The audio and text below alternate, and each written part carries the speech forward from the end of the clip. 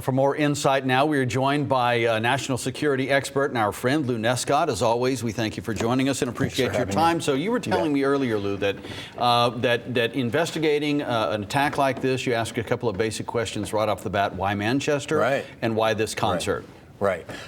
You know, the UK, for example, well, there's a tactical and strategic reason for it. The UK was selected. They're one of the U.S.'s closest allies and an active coalition partner in the war against ISIS in Iraq and Syria.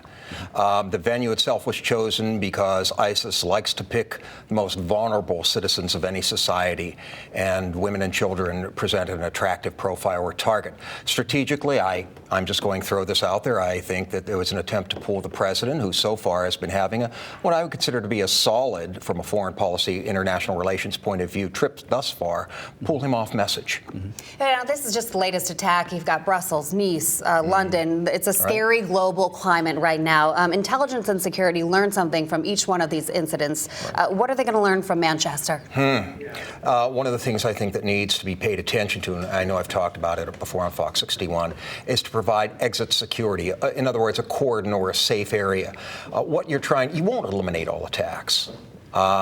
You really won't. What you try to do is minimize casualties. So, for example, at the XL Center, maybe you have, while a concert is going on, a cordoned off area where no one is allowed near the building during the concert and after, and as concert goers exit, security, both armed and unarmed, permit people to exit within that safe zone and disperse the crowd. So if there is an attack, it happens away from the XL Center, and there isn't a mass of people that's readily available to somebody that wants to do harm. Let's talk about President Trump again. You mentioned this just a little bit earlier. He joined other world leaders, of course, in condemning these attacks in the strongest possible way. But you say you believe that the terrorists planning this, the timing may have been because of his trip overseas, his first trip. Well, I mean, look at where he's going. He's not only visiting regional players, but really hosts to the holiest sites of the three great monotheistic faiths.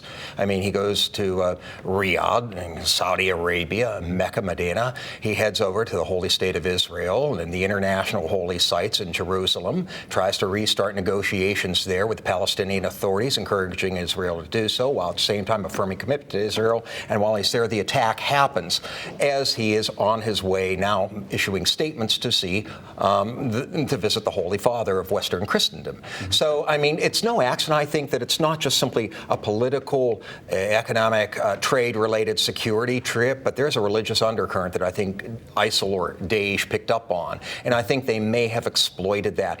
And also, they're pulling him off message. Look at the time that the president has had to spend holding, separate meetings and press conference condemning this action. It pulls him off message, right? All right, Lou Nescott, thank you for your insight. We always appreciate your time. Glad and do stay with